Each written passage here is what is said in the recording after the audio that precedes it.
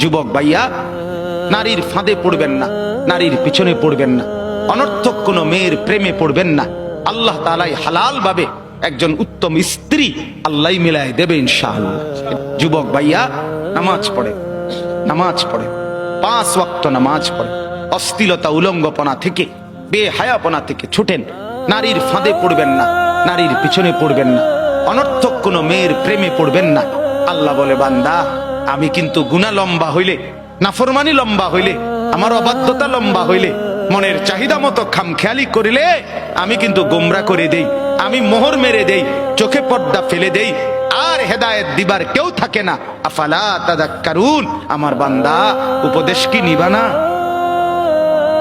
উপদেশ গ্রহণ করবা না? তবুও তো বলেন আল্লাহকে, আল্লাহ আমরা উপদেশ নিলাম, আমরা আপনার নাফরমানি করব না, আপনার রাসূলের অবাধ্যতা করব না।